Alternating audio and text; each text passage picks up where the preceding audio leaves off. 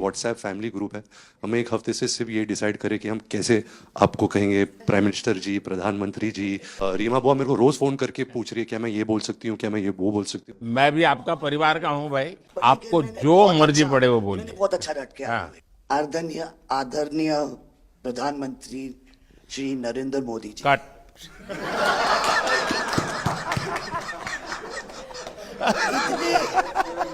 इतने कीमती वक्त में आपने सबको आज यहाँ निमंत्रित किया राज कपूर के बर्थडे 100वीं बर्थडे पे अवसर पे। हम आपका शुक्रिया अदा करते हैं। और पापा की पिक्चर के गाने की एक दो लाइन याद आ गई। मैं ना रहूंगी, तुम ना रहोगे, लेकिन रहेंगी निशानियां। वाह।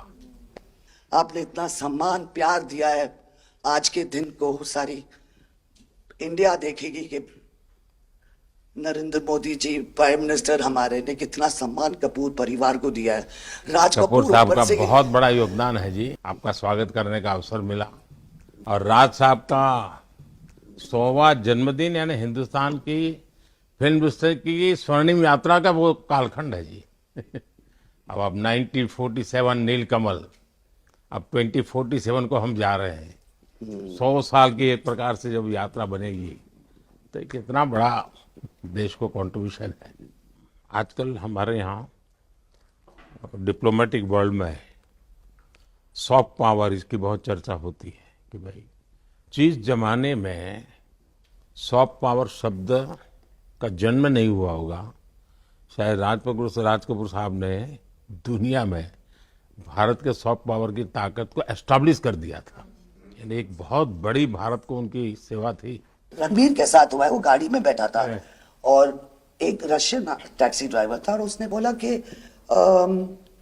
Are you from India? Oh, and he was singing a song, I am Raj Kapoor's grandson. से बेटा मैंने कहा था कि मैं उनका पोता हूं, तो हमेशा मुझे फ्री टैक्सी फ्री हो जाते हैं। एक काम हो सकता है क्या, खास करके सेंट्रल एशिया, कोई ऐसी फिल्म बने जो वहाँ के लोगों के दिल दिमाग पर राज साहब आज इतने सालों के बाद भी यानी आज भी उनका पूरा कंट्रोल है। मैं बताता हूँ जी, आज छोटे बच्चों को भी सिखाते गाने। हाँ, यानी उनके जीवन में प्रभाव है। मुझे लगता है कि सेंट्रल एशिया में बहुत बड़ी ताकत है जी।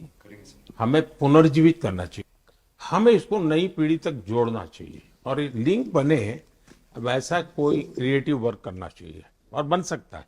वो उनको इतना प्यार मिला उसमें कि ये थोड़ा से उनका नाम इंटरनेशनली भी बाहर गया और उनको बोल सकते हैं छोटे से तरीके से एक कल्चरल एम्बेसडर।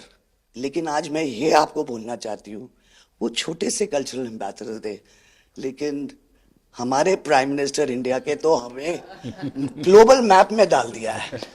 एंड वो हम we are so proud, each member of this family is very proud.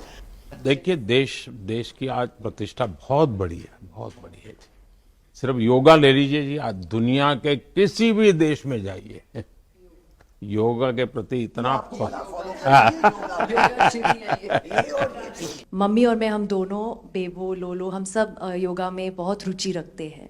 जी।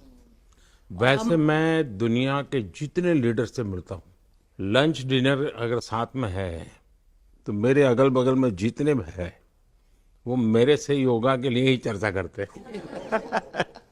एक छोटा सा ट्रिब्यूट है नाना जी के लिए। एक्चुअली दरअसल मेरा पहला फिल्म है एज अ प्रोड्यूसर एंड मेरा सपना था कि मैं अपने फैमिली के साथ कुछ करूं, तो सब इस फिल्म में है। मैं एक चीज बोल सकती जी हूँ, बिल्कुल।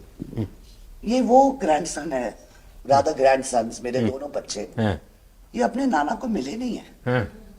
और ये पिक्चर बना रहे हैं और उनकी सब उस अरमान ने इतनी खोज की है हर चीज की और उसमें थोड़ा बहुत just for him he is making. जो कुछ सीखे हम फिल्मों के माध्यम से और जो माँ ने सिखाया मुझे, उनसे सीखे हम।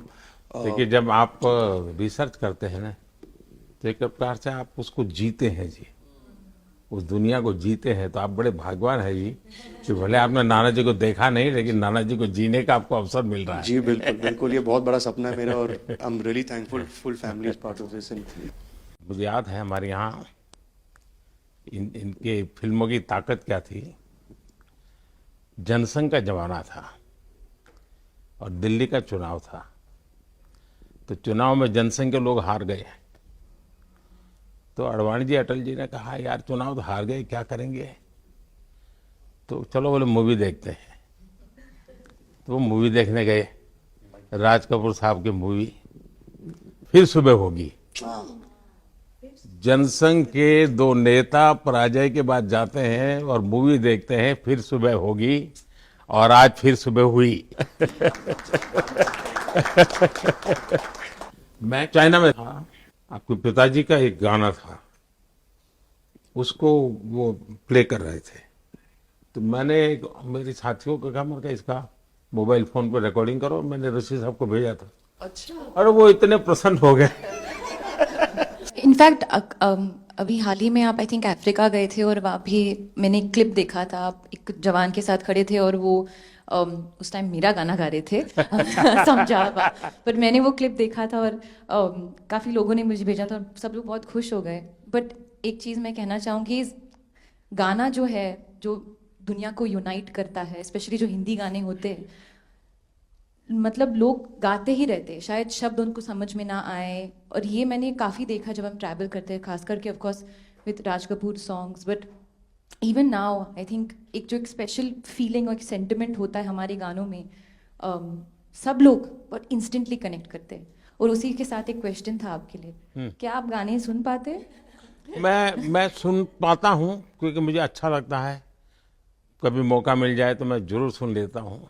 आप पहले प्रधानमंत्री हैं जिससे मैं मिला हूँ, और आपने आंखों में आंख लगा के इतने मतलब पर्सनली हमसे मिले हैं, और 2 बार मिले हैं। आप में इतनी अच्छी एनर्जी है और आप इतनी मेहनत करते हैं, और आप जो करते हैं मैं आपको कंग्रेचुलेट करना चाहूँगा, और thank you for opening your doors, और हम सबसे मिलने के लिए और इतने एक्सेसिबल होने के लिए, तो बहुत खुश हूँ। मैं आपके पिताजी को मिला हूँ, और मैं सोच रहा था कि आज मुझे 3 पीढ़ी को मिलने का मौका मिलेगा, लेकिन आप लाए नहीं तीसरी पीढ़ी को। They're all big actors. We are not in the creative field. My children are trying level best. That we would be invited by the Prime Minister. मतलब पापा थैंक यू। 13, 14 और 15 दिसंबर को हम राज कपूर का एक रेट्रोस्पेक्टिव कर रहे हैं। गवर्नमेंट ऑफ इंडिया, NFDC और NFAI ने हमारी बहुत मदद की। हमने उनकी 10 फिल्म लेके उनको रिस्टोर किया है, ऑडियो और विजुअल। तो हम पूरे हिंदुस्तान में कुछ 160 थिएटर्स में 40 सिटीज़, अराउंड 40 सिटीज़ उनकी फिल्में दिखा रहे हैं। तो 13 तारीख को हमारा प्रीमियर है, जो हम मुंबई में करें। पूरी फिल्म इंडस्ट्री को हमने बुलाया है।